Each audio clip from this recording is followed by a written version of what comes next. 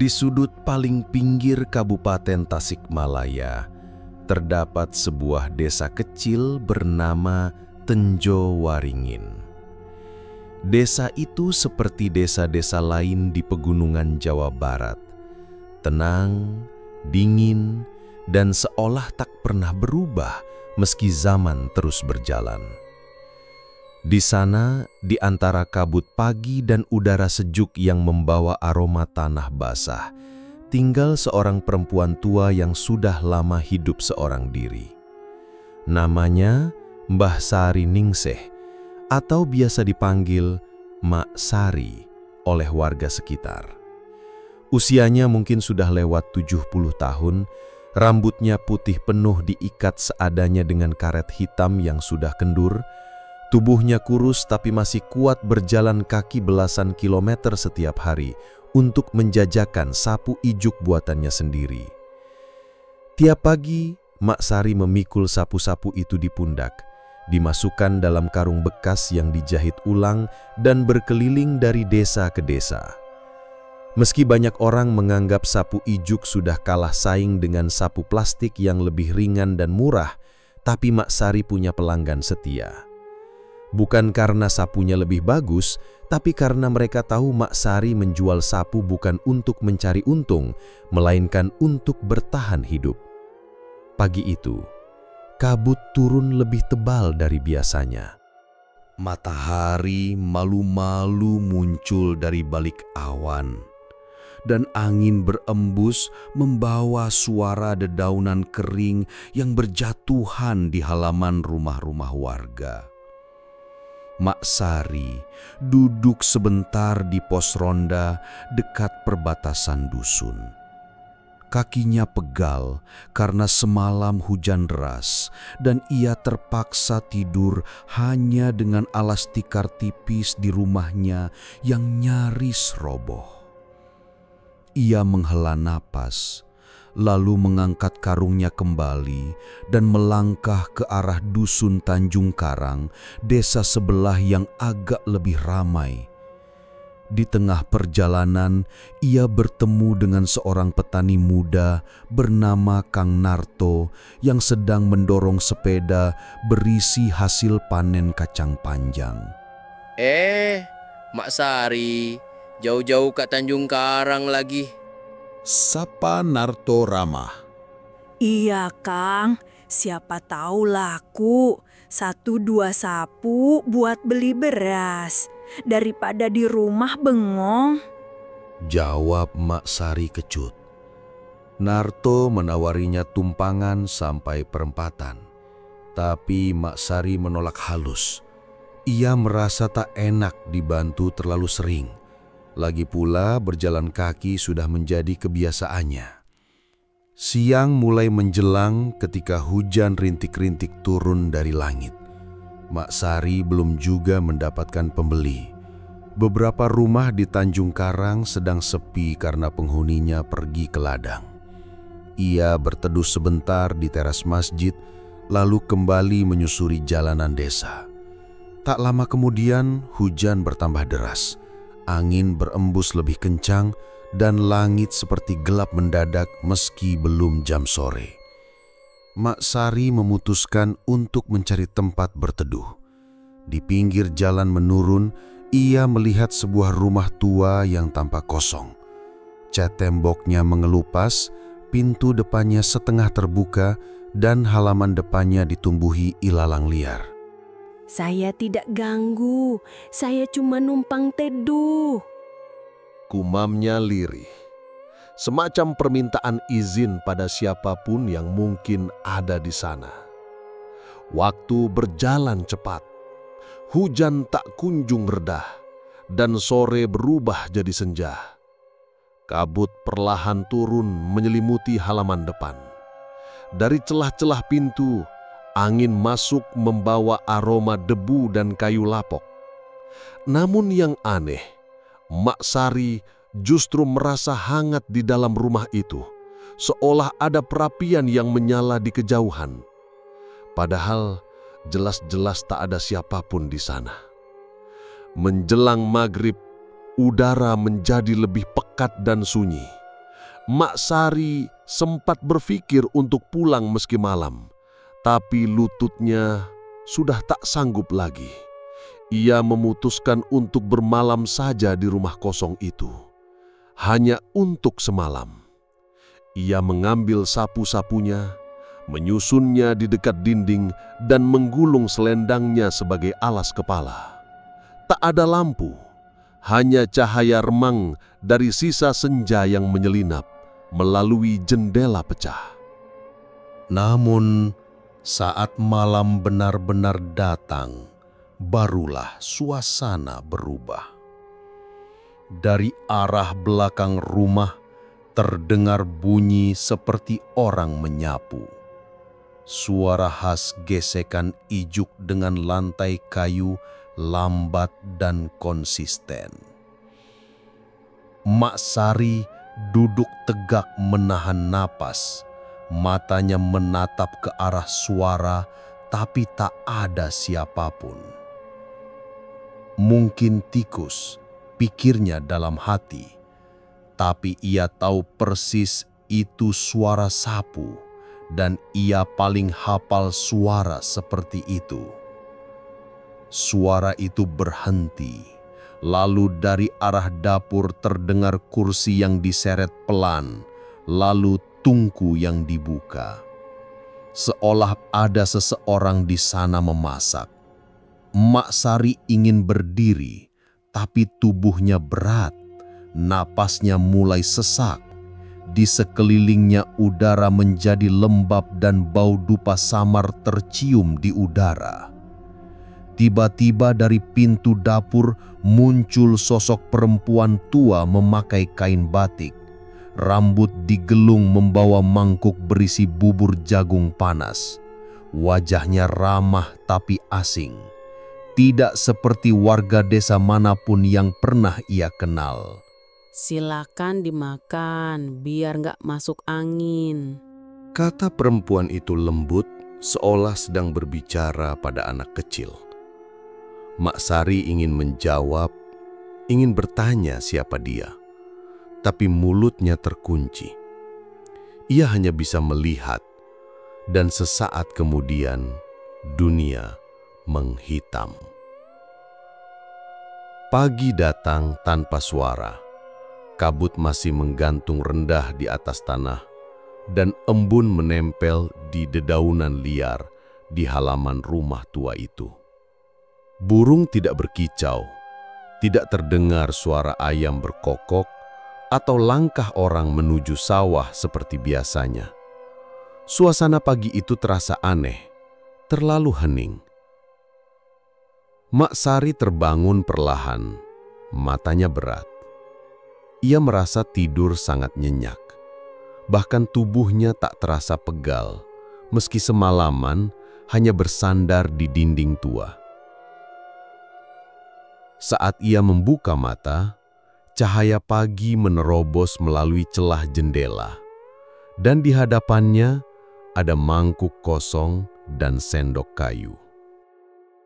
Tapi, bukankah itu hanya mimpi atau halusinasi karena kelelahan?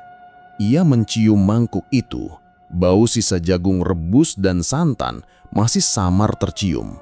Bukan mimpi. Siapa yang mengurus aku semalam? Gumamnya pelan, napasnya menggantung. Ia bangkit perlahan, tubuhnya terasa ringan, lebih bertenaga dari biasanya. Punggung yang biasanya nyeri setiap bangun tidur pagi itu seperti baru saja dipijat semalaman. Anehnya lagi, karung sapu ijuknya juga tertata rapi di sudut ruangan seperti ada yang membereskan. Mak Sari melangkah ke depan rumah. Ia kaget. Rumah itu tampak berbeda. Temboknya bersih, catnya cerah. Halaman depan tak lagi ditumbuhi ilalang, melainkan tersapu rapi. Bahkan bunga-bunga liar di pot tanah liat di pinggir tangga tampak segar dan terawat. Ia berdiri lama mencoba memahami apa yang sebenarnya terjadi. Tapi desa tetap sunyi, tidak ada orang lewat. Tak ada suara gamelan pagi dari radio warga. Ia menyusuri jalan setapak keluar halaman dan berhenti. Jalan desa itu bukan jalan yang ia kenal. Pohon-pohon di pinggir jalan tampak lebih tinggi, lebih tua, dan suasananya seperti berbeda zaman. Tak ada tiang listrik, tak ada rumah-rumah yang ia kenal. Semua rumah berdinding anyaman bambu, berasap tungku, dan para penghuninya berpakaian seperti dari masa lampau, jarik, kebaya, dan destar. Mas Sari mencoba memanggil seseorang, seorang ibu yang sedang menyapu halaman. Tapi saat ia berjalan mendekat, ibu itu malah menunduk dan tidak menjawab. Matanya tak menatap, langkahnya pelan, seolah gerakan lambat seperti dalam mimpi. Waktu terasa melambat, langit pucat, aroma udara berbeda. Entah kenapa ia merasa sangat kecil di tempat itu, seperti hanya tamu yang kebetulan nyasar. Beberapa saat kemudian, dari arah timur jalan, muncul seorang kakek tua berpakaian lurik, bertongkat dan wajahnya penuh kerut. Tapi sorot matanya tajam, seperti tahu lebih banyak dari yang ia ucapkan. Kamu sepertinya bukan orang sini. Katanya, seolah bicara tanpa bertanya. Saya tidak tahu, Mbah. Saya kemarin berteduh di rumah kosong. Ternyata di dalamnya tidak seperti biasanya. Jawab Mak Sari terbatah. Kakek itu tersenyum kecil. Tersenyum bukan karena senang, tapi seolah paham. Orang ikhlas tidak akan dibiarkan terlalu jauh. Mungkin sampean diberi tamasya sedikit untuk mengingat dan mendapat berkah. Mak Sari hanya diam. Kata-kata itu seperti teka-teki, tapi ada kehangatan dalam suara si kakek. Tanpa berkata banyak lagi, sang kakek memberi isyarat agar Mak Sari mengikutinya. Mereka berjalan melewati jalanan desa yang sunyi, sampai akhirnya tiba di sebuah pendopo tua di tengah ladang. Di pendopo itu sudah duduk beberapa orang tua, laki-laki dan perempuan. Wajah mereka tidak menyeramkan, tidak juga ceria, tapi sorot mata mereka menyimpan rasa iba, seperti tahu penderitaan Mak Sari selama ini. Salah satu dari mereka, seorang nenek dengan rambut panjang di konde, berbicara. Kamu sudah rela menjalani hidup, sudah lama tidak mengeluh, dan kemarin malam kamu datang ke tempat yang tidak sembarangan. Mak Sari tidak menjawab, tapi hatinya mulai bergetar. Ia merasa ingin menangis. Entah kenapa, kamu akan saya beri pertolongan, dan kamu akan kembali menjalani kehidupan yang lebih tercerahkan. Saya tidak paham apa maksud semua itu. Kamu tidak harus mengerti semuanya sekarang. Tapi setelah ini, hidupmu akan diawasi. Kemudian mereka membawakan sebuah bungkusan kecil. Dibungkus kain muri putih, diberikan ke tangan Mak Sari. Rasanya hangat dan ringan, seperti memegang embun pagi.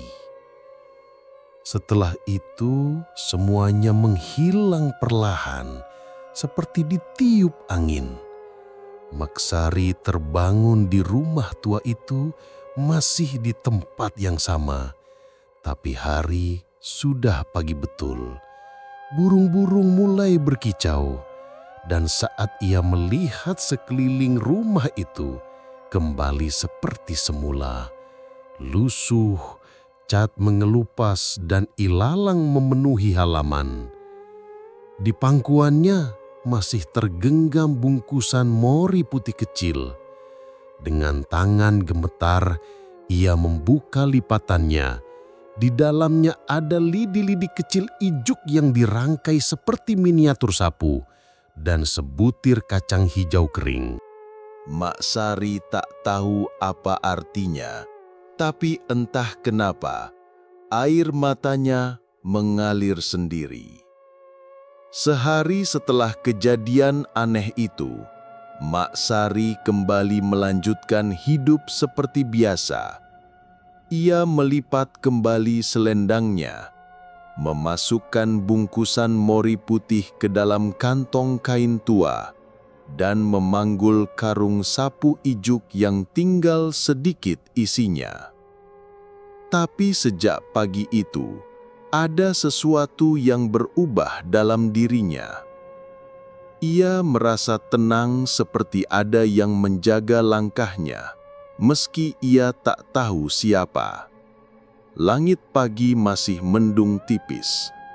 Angin dari arah utara meniup dedaunan pinus di sepanjang jalan desa. Sepanjang perjalanan, Mak Sari merasa seperti diperhatikan, bukan dengan cara yang menakutkan, melainkan seperti orang yang baru saja kembali dari perjalanan jauh dan disambut diam-diam oleh mereka yang mengenalinya. Sesampainya di pasar kecil Langkop, tempat biasa ia berjualan sapu, beberapa hal mulai terasa ganjil. Pertama, seorang ibu penjual sayur yang biasanya pelit bicara, tiba-tiba menghampiri dan membelikan Mak Sari segelas teh hangat. Mak, tadi pagi aku mimpi sampean duduk di pendopo tua. Terus ada bocah cilik ngasih sampean kacang hijau. Rasanya aneh, makanya aku ingin nyedekah teh ini. Mak Sari tersentak. Ia tidak pernah menceritakan peristiwa aneh semalam ke siapa-siapa. Tapi kata-kata ibu itu seperti membenarkan bahwa apa yang ia alami bukan mimpi biasa. Ia hanya tersenyum, tak ingin banyak bicara. Dalam hatinya, ia mulai bertanya-tanya.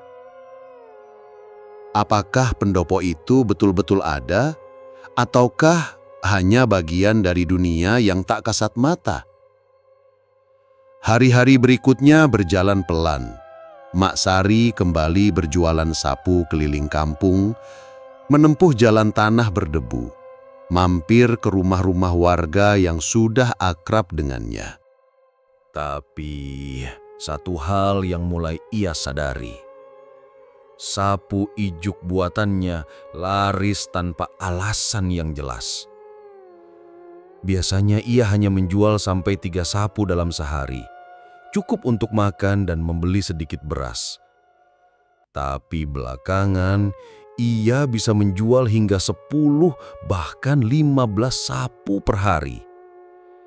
Beberapa pembeli bahkan berasal dari luar desa, yang katanya mendengar kabar ada nenek penjual sapu ijuk yang katanya sapunya awet dan enak dipakai. Ini sapuna nak beda bu, rasana luwih enteng digenggam tapi awet, kayak ini berkah nah, kata seorang ibu muda dari desa tetangga. Mak Sari hanya bisa tersenyum. Ia sendiri tak merasa membuat sapu itu dengan cara berbeda dari biasanya. Tapi dalam hati kecilnya, ia tahu mungkin ini ada kaitannya dengan bungkusan mori putih kecil yang masih ia simpan di sudut lemarinya. Suatu malam, saat angin bertiup lebih kencang dari biasanya dan dedaunan di sekitar rumahnya berisik seperti ada yang berlarian, Mak Sari duduk di beranda rumahnya yang reot sambil menatap langit. Ia mengelus lututnya yang terasa dingin, lalu membuka lipatan kain mori yang masih disimpannya. Lidi-lidi kecil yang dulu ia lihat kini tampak lebih berkilau, seolah dilapisi cahaya lembut saat diterpa sinar bulan, dan sebutir kacang hijau di dalamnya mulai berkecambah. "Lah kok bisa mekar?" bisiknya pelan, kayak nggak masuk akal. Tapi hidup memang bukan hanya tentang logika kan? Lanjutnya lebih kepada dirinya sendiri. Malam itu ia bermimpi lagi. Tapi bukan tentang pendopo, bukan tentang kakek tua, melainkan tentang seorang anak kecil yang duduk di dekat sumur tua, menganyam sapu dari ijuk sambil bersenandung. "Nek, jangan bosen sendirian. Satu persatu semuanya akan berubah. Apa yang ditanam pasti akan dituai." Begitu bangun keesokan harinya, Mak Sari memutuskan untuk mencari kembali rumah tua tempat ia menginap waktu itu. Ada sesuatu yang mengganjal di hatinya, keinginan untuk memastikan bahwa semua yang ia alami bukan cuma hayalan atau mimpi akibat kelelahan. Ia menyusuri jalur yang sama, melewati kebun pisang, menyeberangi parit kecil, dan akhirnya rumah tua itu berdiri di hadapannya. Tapi kini rumah itu benar-benar kosong, berbeda dengan semalam saat ia menginap. Tidak ada tanda-tanda kehidupan. Halamannya penuh ilalang. Pintunya tertutup rapat dengan papan kayu yang mulai lapuk. Bahkan pintu yang sebelumnya terbuka, kini seperti tidak pernah disentuh selama bertahun-tahun. Mak Sari berdiri terpaku, wajahnya bingung tapi tidak takut. Ia memejamkan mata dan duduk di depan rumah itu seperti ingin menyerap kembali kenangan semalam. Tapi tidak ada suara, tidak ada bayangan, hanya angin semilir dan bau tanah basah yang menyeruak pelan. Tiba-tiba, dari arah belakang rumah terdengar suara pelan, seperti suara kerincing gelang kaki. Mak Sari bangkit dan menoleh cepat. Tapi tidak ada siapa-siapa, hanya daun pinus kering yang jatuh perlahan. Sejak saat itu, ia tak lagi mencari-cari jawaban. Ia hanya menjalani hari-harinya dengan lebih tenang. Sapu-sapunya makin dikenal. Bahkan ia mulai diajak beberapa warga desa untuk mengajari cara membuat sapu ijuk yang baik. Dan yang paling mengejutkan, Pak Lurah mendatanginya suatu pagi. Mak Sari, kami dari Balai Desa rencana mau ngajak sampean ikut program bantuan warga lansia. Kami juga ingin bantu jualan sapu-sapu lewat koperasi desa. Matanya berkaca-kaca. Bukan karena bantuan itu, tapi karena perasaan hangat yang sulit dijelaskan. Dulu hidupnya seperti tidak dipandang siapa-siapa, tapi kini seperti ada tangan-tangan tak terlihat yang menuntunnya ke arah lain. Beberapa minggu telah berlalu sejak Mak Sari kembali dari rumah tua itu. Hari-harinya masih sederhana, namun mulai terasa lebih lapang. Ia tak lagi sepenuhnya memikirkan kejadian malam di rumah kosong itu. Tetapi dalam-dalamnya ia tahu ada sesuatu yang sedang menuntunnya. Setiap malam sebelum tidur, ia biasa duduk di dipan bambunya yang usang, membenahi anyaman sapu-sapu ijuk sambil menyalakan lampu teplok kecil. Kadang ia merasa ada hembusan angin hangat masuk lewat jendela, membawa aroma bunga kenanga yang tak pernah ia tanam. "Wanginya ini kok sama seperti yang ada di pendopo waktu itu," bisiknya pelan. Pada suatu malam yang dingin, ia mendengar ketukan lembut di pintu depan. Bukan suara keras, hanya seperti sentuhan tangan anak kecil. Ia berdiri, perlahan membuka pintu kayu reot itu, dan mendapati tak ada siapapun di luar. hanya gulungan kabut tipis menyelimuti jalanan tanah desa yang sepi. Namun di ambang pintu, ada seikat bunga kenanga segar terikat rapi dengan tali ijuk kecil. Mak Sari mematung. Dipegangnya bunga itu dan hatinya terasa seperti disentuh sesuatu yang dalam. Ia tidak takut. Justru sebaliknya, ada kedamaian aneh yang mengalir dalam darah tuanya. Ia meletakkan bunga itu di atas lemarinya, dekat dengan bungkusan mori putih yang kini sudah berisi 2 biji kacang hijau berkecambah. Keesokan harinya, ia diajak oleh seorang pemuda desa namanya Ilham untuk datang ke balai desa.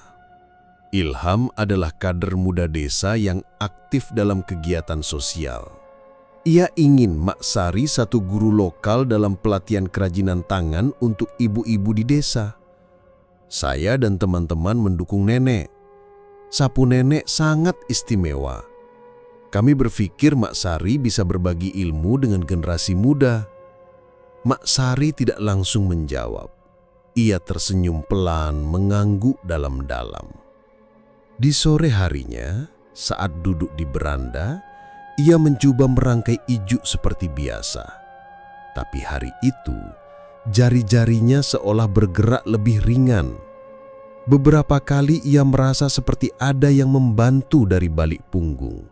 Seperti ketika ia dibimbing dalam mimpinya.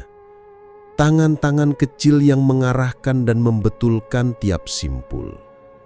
Saat malam tiba, ia tidur lebih cepat dari biasanya. Dalam tidurnya, ia kembali bermimpi.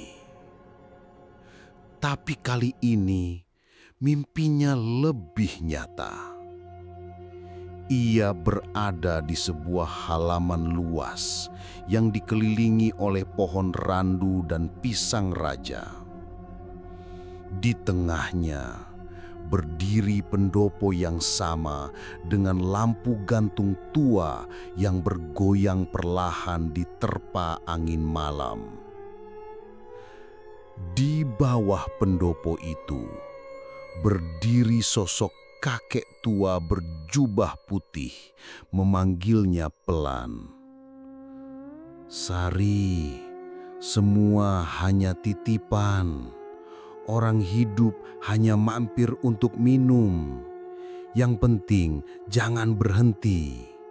Terus lakukan apa yang kamu lakukan." Lalu di belakang sang kakek muncullah anak-anak kecil berbaris rapi. Mereka semua mengenakan pakaian sederhana. Masing-masing membawa sapu ijuk kecil di tangan.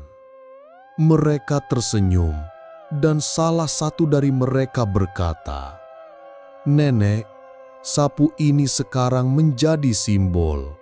Yang tersapu bukanlah debu dari luar, tapi kotoran hati yang tersimpan di dalam." Mak Sari terbangun dengan mata berair. Subuh belum datang, tapi ayam jago sudah mulai bersahutan. Ia bangkit pelan, merapikan kain selendang, lalu duduk menghadap ke arah jendela. Di luar sana, bintang masih bertaburan dan kabut tipis menyelimuti sawah. Ia merasa telah diberikan pesan, entah dari siapa, tapi pesan itu meresap seperti air di tanah kering. Hari-hari setelah itu berjalan lebih terang. Ibu-ibu dari desa mulai berdatangan ke rumah Mak Sari, belajar cara menganyak sapu ijuk. Anak-anak kecil sering duduk di tangga rumahnya, mendengarkan kisah-kisah lama tentang sapu, ijuk, dan bagaimana ketekunan bisa menghidupkan sesuatu yang sederhana. Namun yang paling aneh, setiap kali ia membuka bungkusan mori putih, biji kacang hijaunya bertambah 1. Kini sudah 4 biji, dan semuanya tumbuh tunas kecil berwarna hijau terang, seolah hidup dalam dimensi yang berbeda. Suatu malam Jumat, hujan deras mengguyur desa Tenjowaringin. Angin kencang membuat dinding papan rumah Mak Sari berderak, tapi ia tetap tenang. Ia menutup jendela, lalu duduk di balekan sambil membungkus sapu terakhir yang sudah selesai ia ikat. Tiba-tiba lampu teplok padam, tapi sebelum gelap menyelimuti, ia melihat bayangan sosok anak kecil berdiri di ambang pintu kamarnya. Mak Sari, suaranya lembut tak menyeramkan. Ia mematung, suara itu persis seperti anak dalam mimpinya. Apa sampean sudah paham sekarang? Mak Sari mengangguk pelan. Sapu bukan cuman alat bersih-bersih, tapi cara untuk membebaskan beban. Dan sekarang sampean sudah bersih. Ketika ia mengedipkan mata, bayangan itu lenyap. Tapi di lantai tempat anak itu berdiri, tertinggal jejak kaki kecil basah oleh air hujan. Esok paginya, saat warga desa mulai beraktivitas, rumah Mak Sari tampak lebih cerah dari biasanya. Di depan rumahnya, seseorang menggantungkan papan kecil dari bambu bertuliskan Warung Ijuk Mak Sari. Entah siapa yang memasangnya, tapi Mak Sari tersenyum melihatnya. Tak ada suara-suara aneh, tak ada bayangan atau mimpi. Tapi ia tahu alam yang berbeda itu masih memperhatikannya. Bukan untuk menakut-nakuti, tapi untuk menuntun dan menguatkan. Hari-hari di desa Tenjowaringin mulai berjalan lebih hidup sejak Mak Sari membuka warung ijuknya. Warung itu bukan warung dalam pengertian menjual makanan atau barang kebutuhan pokok, tapi lebih seperti tempat berkumpul, tempat belajar, dan tempat bercerita. Ibu-ibu, remaja, bahkan beberapa pemuda kadang datang untuk sekedar duduk, belajar mengikat ijuk, atau mendengarkan cerita Mak Sari tentang kehidupan. Namun tak semua bisa memahami perubahan yang terjadi pada Mak Sari. Beberapa orang masih berbisik-bisik menyebutnya pernah hilang semalam di rumah kosong yang terkenal angker. Ada yang bilang Mak Sari kemasukan. Ada juga yang percaya bahwa ia kini sedang dibantu makhluk halus. Yang penting hidupmu diberkahi, Mak Sari, kata Bu Jubedah, tetangga sebelah yang juga jadi sahabat sejak muda. Lah yang gosipin itu ya gak mau bantu pas keadaanmu susah. Mak Sari hanya mengangguk pelan. Ia tidak merasa istimewa, tidak merasa hebat, tapi ia memang merasa tidak sendiri. Pada suatu siang yang terik, seorang lelaki paruh baya datang ke rumahnya. Bajunya sederhana, sendal jepitnya sudah menipis, tapi sorot matanya tajam dan jernih. Ia memperkenalkan diri sebagai Pak Rahmat dari desa sebelah. Saya dengar emak bisa bikin sapu ijuk yang awet dan rapi. Saya punya toko kelontong kecil. Kalau emak berkenan, saya ingin pesan rutin 2 lusin setiap 2 minggu. Itu bukan jumlah yang kecil untuk Mak Sari, tapi ia tersenyum lalu mengangguk tanpa ragu. Insya Allah nanti tak usahakan yang sungguh-sungguh biar semua rapi dan berkah. Pak Rahmat bukan orang biasa. Belakangan diketahui bahwa ia juga aktif sebagai penghubung koperasi desa yang hendak mengembangkan kerajinan lokal untuk pasar kota. Sapu-sapu buatan Mak Sari mulai dijual dengan harga layak. Bahkan seminggu kemudian, ia diajak menghadiri pertemuan kecil di balai kecamatan. bertemu dengan pelaku UMKM lainnya. Ia sempat kaget, tapi akhirnya datang dengan membawa satu buntelan sapu dan bungkusan mori kecil yang selalu ia bawa di dalam tas kain lusuhnya. Tapi malam hari setelah pertemuan itu, ia kembali bermimpi. Ia berada di tempat yang sama, halaman luas dengan pendopo dan pohon-pohon tinggi di sekelilingnya. Tapi kali ini tidak ada sosok tua atau anak-anak kecil. Yang ada hanya cermin besar berdiri di tengah halaman. Diapit 2 obor menyala. Mak Sari melangkah mendekat dan melihat bayangannya sendiri. Tapi bayangan itu tidak seperti dirinya saat ini, melainkan dirinya puluhan tahun silam saat masih muda dan segar. Bayangan itu memandangnya dan berkata, Kamu telah membenahi jalan yang salah. Semua kesedihanmu takkan sia-sia. Namun kini waktumu sudah mendekati akhir perjalananmu. Namun jangan takut. Saat ia ingin menjawab, cermin itu bergetar dan dari dalamnya muncul asap putih yang membentuk siluet orang-orang yang pernah ia kenal. Suaminya yang meninggal, anak lelakinya yang pergi merantau dan tak pernah kembali, dan wajah-wajah yang samar. Mereka tersenyum, tidak berkata apa-apa, hanya memberi tatapan penuh damai. Mak Sari terbangun dengan nafas berat, tapi bukan karena takut, melainkan karena hatinya seperti diluruhkan dari sesuatu yang selama ini berat. Esok harinya, pagi datang dengan kabut tipis dan aroma tanah basah. Di halaman rumahnya, tumbuh tanaman kecil yang tak ia tanam. Ia mengenal bentuknya.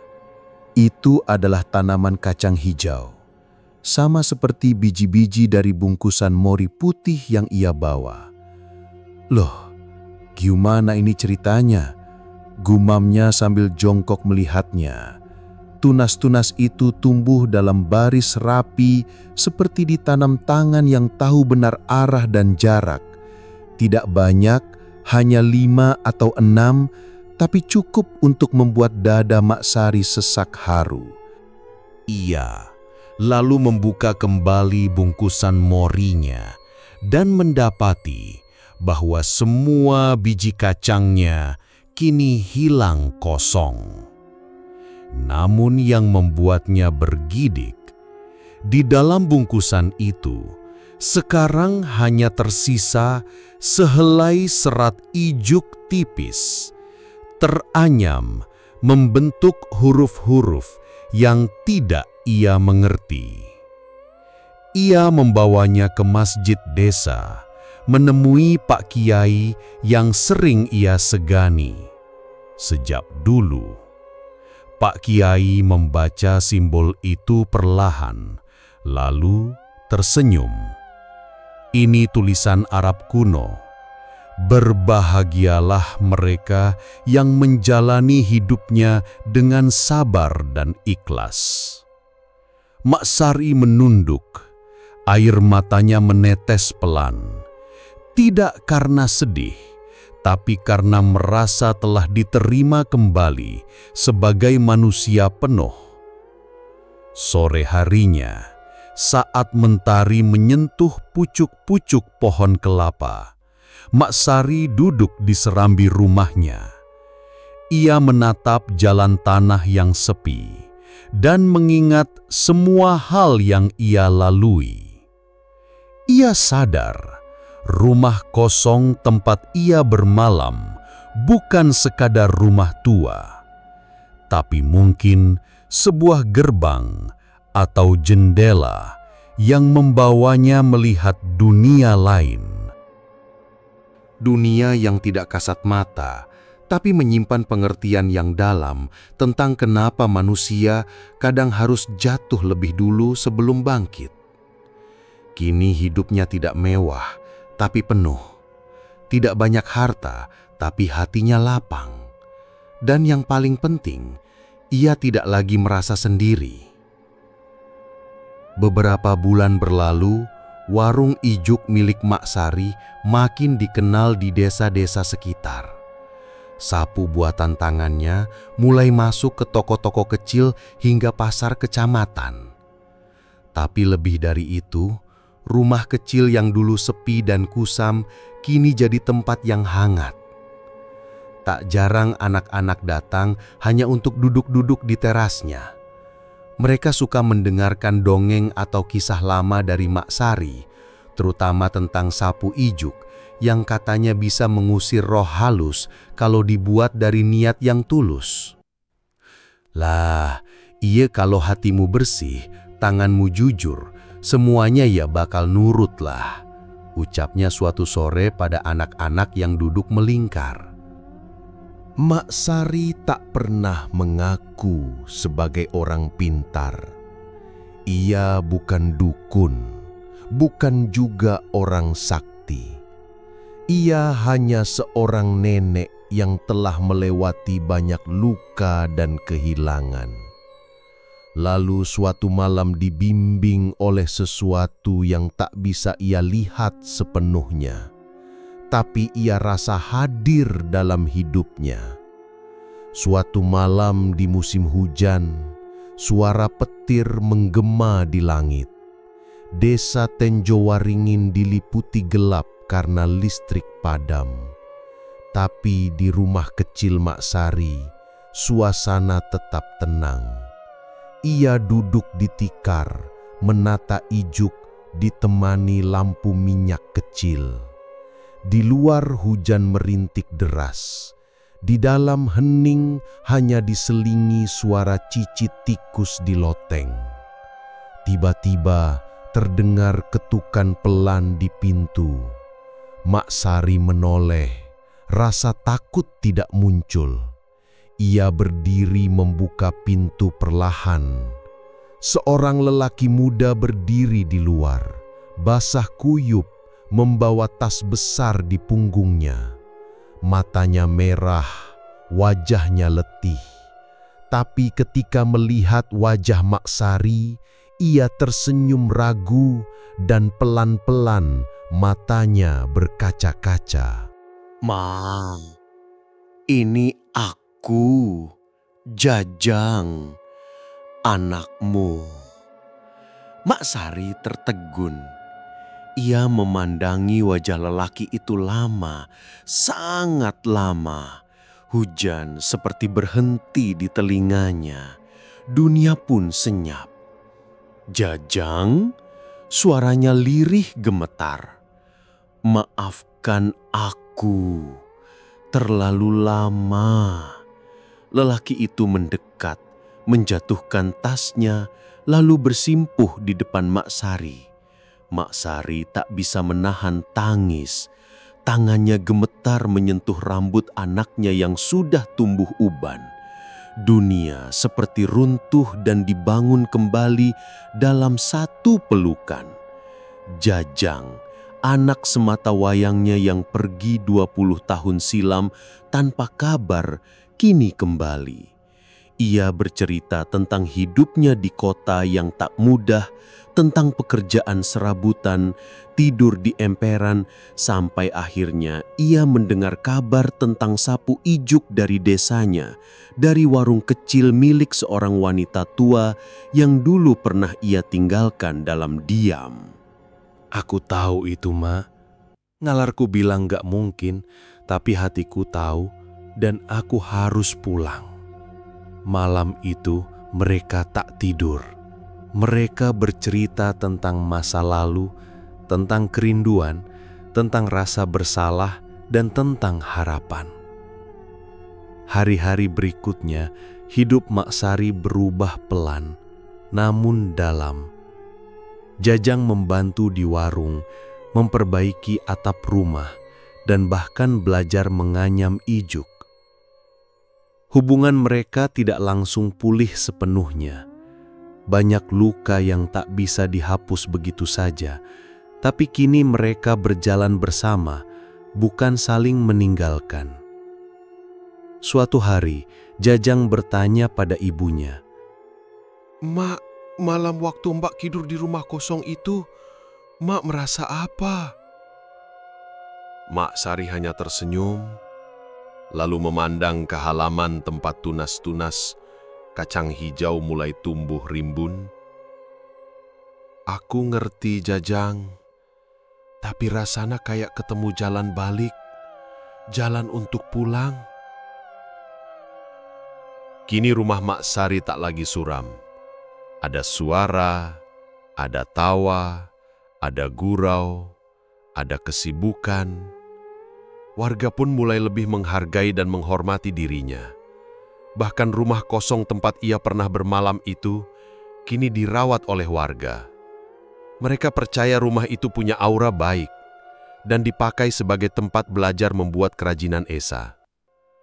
Kadang Mak Sari berjalan ke sana sore hari, duduk di tangga depannya memandang matahari tenggelam. Ia masih membawa bungkusan mori putih, kini sudah berisi serat ijuk yang ia rajut sendiri menjadi gelang kecil. Ia pernah hilang dalam gelap, tapi justru dari situ ia menemukan terang. Dan kini ia tahu ada dunia lain yang tak selalu mengerikan. Dunia yang diam, tak terlihat, tapi sesekali mengulurkan tangan, bukan untuk menakuti, tapi untuk membimbing. Terima kasih yang sudah hadir dan menonton atau mendengarkan cerita ini. Semoga kalian sehat selalu, panjang umur, dan dilancarkan rezekinya. Amin. Mohon maaf jika ada kata yang kurang berkenan. Dukung terus channel ini agar terus semangat berkarya untuk menghibur kalian semua. Terima kasih.